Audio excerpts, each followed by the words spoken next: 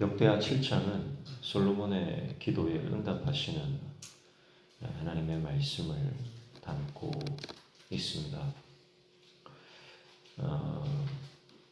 1절에 보면 솔로몬이 기도를 마침에 불이 하늘에서부터 내려와서 그 번제물과 제물들을 사르고 여호와의 영광이 그 성전에 가득하니 이렇게 시작을 합니다. 솔로몬이 다양한 그 상황들에 대해서 6장에서 하나님 앞에 기도를 하지 않습니까? 그 기도의 내용이 굉장히 많죠. 그런데 하나님께서 그 기도를 다 들으셨다는 것. 그리고 그 기도를 다 들으시고 솔로몬과 백성들이 드리는 예배를 받으셨다. 그래서 불이 내려옵니다. 불이 내려와서 번제물과 제물들을 살랐다. 그리고 여호와의 영광이 그 성전에 가득했다. 이렇게 말씀합니다. 2절에 보면 여호와의 영광이 여호와의 전에 가득함으로 제사장들이 여호와의 전에 명이 들어가지 못하였고 그랬습니다. 그래서 하나님의 영광이 가득하니까 감히 사람이 접근하지 못할 그 압도적인 하나님의 영광과 은혜가 있었다는 것입니다. 그래서 3절에 이스라엘 모든 자손은 불이 내리는 것과 여호와의 영광이 성전 위에 있는 것을 보고 돌을 깐 땅에 엎드려 경배하며 여호와께 감사하여 이르되 선하시도다 그의 인자하심이 영원하도다 하니라 그랬습니다. 그래서 여호와의 성전 영광이 성전에 있는 것을 누가 봤다고요? 이스라엘 모든 자손이 그 불이 내리는 걸 봤습니다. 하나님이 받으시는 예배, 하나님께서 응답하시는 예배, 불이 내리는 예배, 모든 이스라엘 백성들이 그것을 보았습니다. 저는 이런 역사가 오늘 우리 교회 가운데도 동일하게 일어나기를 축복합니다. 모든 성도들이 이 부인할 수 없는 강력한 하나님의 은혜, 예배 가운데 함께 예배하는 그 어떤 사람도 도저히 이거는 감당할 수 없는, 부인할 수 없는 강력한 은혜에 붙잡히는 겁니다. 우리 예배가 그런 예배가 되어야 됩니다.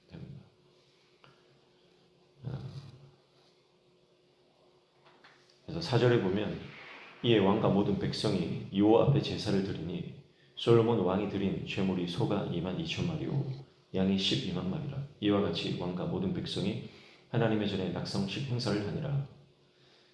낙성식, 성전을 완공한 이후에 하나님 앞에 이것을 기념하여 드리는 행사입니다. 낙성식. 여기서 하나님 앞에 제사를 드렸습니다. 어마어마한 양의 제물을 하나님께 드립니다. 모든 백성들이 아낌없이 하나님 앞에 제물을 드렸을 때 그 수가 소가 22,000마리, 양이 12만 마리. 이게 얼마나 많은 양입니까? 그런데 하나님 앞에 아낌없이 드린 것입니다. 그리고 8절에 보시면 그때 솔로몬이 7일 동안 절기를 지켰는데 하맛 어귀에서부터 애굽 강가지에 온 이스라엘이 심히 큰 회중이 모여 그와 함께 하였더니 9절 8째 날에 무리가 한 성회를 여니라. 제단의 낙성식을 7일 동안 행한 후 이 절기를 7일 동안 지키니라 그랬습니다. 낙성식을 7일 동안 행했다 이렇게 말씀을 하고 있습니다. 하나님 앞에 예배할 때 하나님께서 말씀하십니다. 11절에 보시면 솔로몬이 여호와의 전과 왕궁 건축을 마치고 솔로몬의 심중에 여호와의 전과 자기의 궁궐에 그가 이루고자 하는 것을 다 형통하게 이루니라. 그렇죠? 12절의 밤에 여호와께서 솔로몬에게 나타나사 그랬습니다. 솔로몬이 1천 번제를 드렸을 때 하나님께서 나타나셔서 솔로몬에게 말씀하셨는데 이제 성전을 완공하고 난 이후에 이제 하나님께서 다시 나타나십니다. 14절에 보시면 내 이름으로 일컫는 내 백성이 그들의 악한 길에서 떠나 스스로 낮추고 기도하여 내 얼굴을 찾으면 내가 하늘에서 듣고 그들의 죄를 사하고 그들의 땅을 고칠지라. 15절 이제 이곳에서 하는 기도에 내가 내 눈을 들고 귀를 기울이리니 16절 이는 내가 이미 이 성전을 택하고 거룩하게 하여 내 이름을 여기에 영원히 있게 하였으며 내 눈과 내 마음이 항상 여기에 있으리라 그랬습니다. 자, 하나님께서 요구하시는 건 뭡니까? 겸손하게 하나님의 얼굴을 찾는 것입니다. 그러면 하나님께서 하늘에서 들으신다. 죄를 용서해 주신다. 은혜를 베풀어 주신다. 이 땅을 고쳐주신다. 그렇게 말씀을 하십니다. 그러면서 하나님께서 이 성전에 대해서, 이 성전이 얼마나 중요한가에 대해서 말씀합니다. 사실 하나님은 온 우주에 운행하시는 분입니다. 그러나 이 성전은 하나님의 임재를, 강력한 그 임재를 상징하는 상징물로서 존재하죠. 그래서 하나님께서는 그런 상징이 필요하다는 것입니다. 그래서 우리가 신앙생활 할 때 이런 성전과 같은 상징이 필요한데, 이 상징이 결국은 누구를 가리키는 겁니까? 예수 그리스도를 가리키는 거예요. 그래서 성전에서 하는 기도에 내가 귀를 기울이고 눈을 들고 귀를 기울인다. 내가 이 성전을 택했다. 내 이름을 거기에 영원히 있게 했다. 이게 성전이 가지고 있는 의미잖아요. 근데 이 성전이 영적으로는 예수 그리스도, 오실 메시아를 상징하는 것입니다. 그러니까 이것은 어떤 특정한 건물을 하나님께서 그것만 중요하다 그렇게 말씀하시는 게 아니라, 그러니까 상징으로서 중요한 겁니다. 근데 이 상징이 결국은 예수 그리스도를 가리키는 것이죠. 그래서 하나님께서 궁극적으로 누구를 통해서 기도를 들으시고 누구에게 자기의 영원한 이름을 두셨다는 거예요. 바로 예수 그리스도를 통해서라고 하는 것입니다. 그래서 오늘날 우리가 하나님 앞에 나아가는 것은 바로 예수 그리스도를 통해 나가는 것입니다. 당시에는 성전을 통해서 하나님을 향해 기도했지만, 지금은 특정한 건물, 특정한 공간, 특정한 장소가 아니라 바로 예수 그리스도를 통하여서 하나님께 나아가고, 우리가 예수님의 이름으로 기도하면 하나님께서 들으신다는 것이죠. 교회를 와야만 하나님께서 예배를 받으신다, 그런 뜻이 아니라는 것입니다. 그래서 하나님께서 중요한 게 뭐냐? 내 하나님의 언약이 중요하다. 그래서 그 언약대로 순종하면 복을 주신다. 그러나 그 언약을 어기면, 불순종하면 아무리 솔로몬이라 할지라도 하나님께서 벌을 내릴 수밖에 없다. 그 말씀을 17절부터 마지막 절까지 하는 것입니다. 사실 솔로몬은 강력한 왕이잖아요.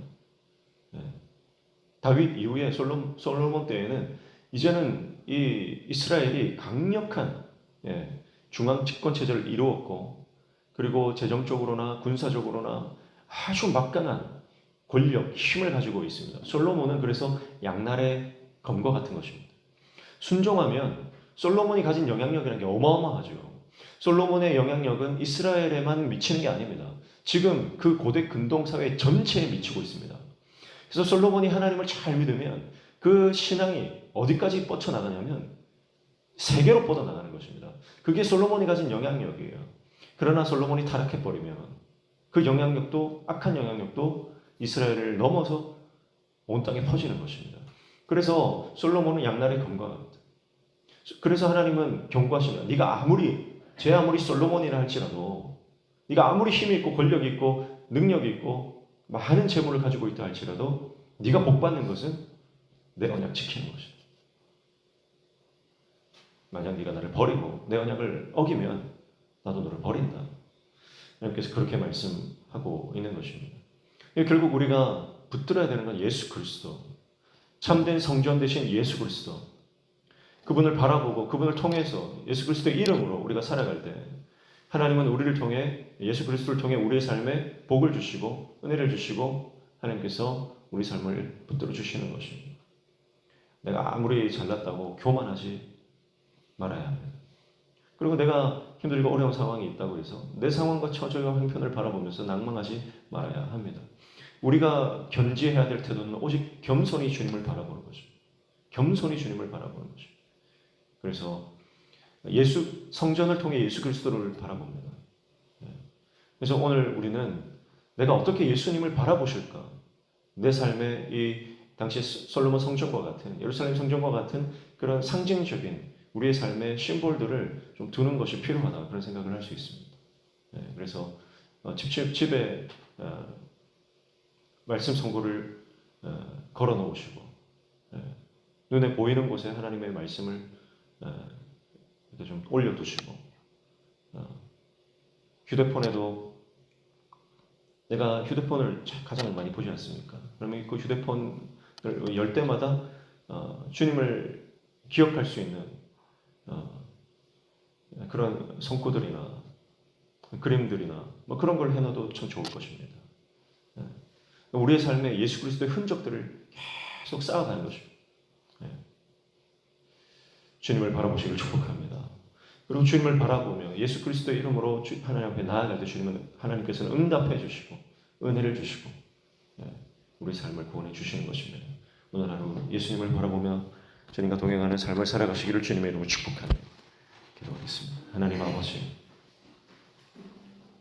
순종하면 복을 받을 것이지만 순종하지 않으면 하나님의 큰 진노가 임하는 것을 기억합니다. 하나님, 겸손한 마음 주옵소서. 하나님의 은혜를 사모하는 마음 주옵소서. 예수 그리스도를 붙들고 나아가는 하나님의 종 되게 도와주시옵소서. 예수님의 이름으로 기도하옵나이다.